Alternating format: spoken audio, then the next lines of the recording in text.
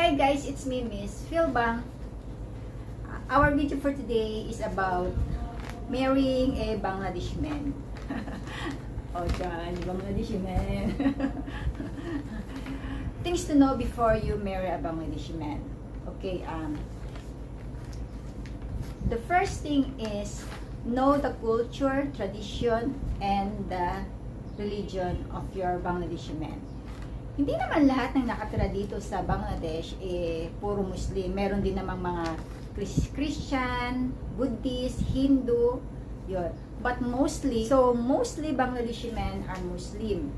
So they pray to Allah, they believe in Prophet Muhammad, they pray 5 times a day, they do fasting. So you need to do fasting, okay? Kasi tatanungin ka ng in-laws mo kung nag-fasting ka ba. So, yun. Number 2, know that you're the only woman in his life. You know guys, Bangladeshi Muslim man can have 2 or 4 wives. Pwede sila magpakasal ng 2 hanggang 4. Like for example, some Bangladeshi man, they live in abroad, they work in abroad, and they marry a foreigner there, but when they come here in Bangladesh, they already got married to a Bangladeshi woman. So you should find out about this. Otherwise, you will be surprised na pang-5 ka na, pang-6 ka na pala, hindi mo alam. So how will you find out about this? Make a video call. Try to be close to his family, know his friends. Alamin mo kung saan siya napupunta. So yun, kasi guys, you know what, I'm sorry to say this, but some of Bangladeshi men, I'm not generalizing all the Bangladeshi men, but they are not telling the truth. Some are liars and cheaters.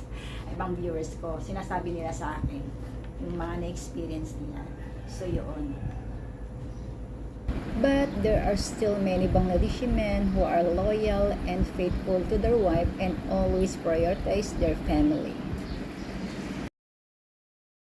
Number 3, when you come here in Bangladesh, make sure that you live like a princess, not a maid.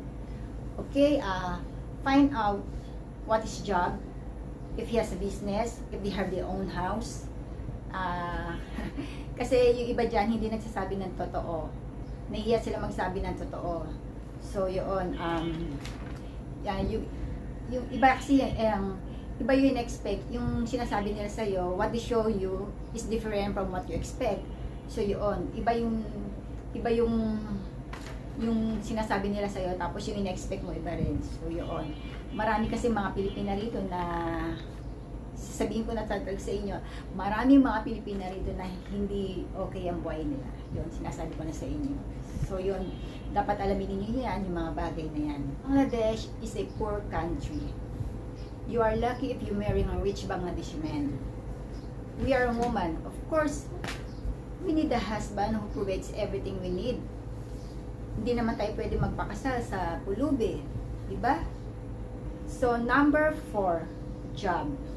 When you come here in Bangladesh, don't expect that you will be able to work because your husband will not allow you to work. Especially kung kasama mo ang in-laws mo, so hindi ka talaga nila papayagan magtrabaho. Lalo na't foreigner ka, Pilipina ka, hindi ka marunong magsalita ng Bangla, so hindi ka talaga nila papayagan magtrabaho. So yun. So karamihan ng mga Pilipina rito is housewife lang talaga.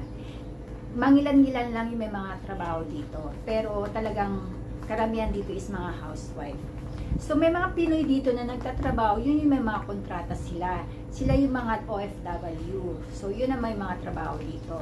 May mga Bangladeshi woman dito na nagtatrabaho din, pero tayong mga Pilipina, I don't think so napayagan ka talaga ng asawa na magtrabaho. Yun. Number 5, dress code. Okay, when you come here in Bangladesh, don't expect na yung mga dress na sinusuot mo dyan, susuotin mo rin dito. Ayun, hindi pwede yung naka-sleeveless, na Hindi pwedeng naka-sleeveless na nakaluwa yung dibdib mo, naka-short, nakita yung kuyukot mo. Hindi pwede mga ganyang kasuotan dito. So yun, ang mga kasuotan dito is mga salar kamis, tsaka shari. Yan ang mga kasuotan dito. Siyempre, babagay din natin ang mga kasuotan natin sa lugar na pupuntahan natin. So, ayun, ayun, ang mga pagkain dito is everyday curry. Yun. Araw-araw kami curry dito, umaga, hapon, gabi, curry kami dito. So yun, like yung mga luto sa turmeric, coriander, yan ang mga pagkain dito sa Bangladesh. Yun. But when I feel bored eating Bangladesh food, I cook Filipino food, or sometimes we eat outside. So yun lang ang ginagawa ko dito. Marami naman mga restaurant dito, tulad ng mga KFC, pizza, mga Japanese restaurant, Chinese restaurant, Italian, napakarami. So, yun, pag may pera ka lang, pwede. Okay, advice ko sa inyo guys, before you marry a Bangladeshi man, or anyone, okay? Please think about carefully. Especially those who are LDRs, please think about carefully, think about your future. Don't just follow your heart. Think about your future. What future will be with the person you're marrying with? Okay? Kasi hindi ang pagpapakasal, hindi yan isang laro. Okay? So, good luck and all the best. So, thank you for watching, and please don't forget to like and subscribe to my channel and click the notification bell so you'll be updated on my next video.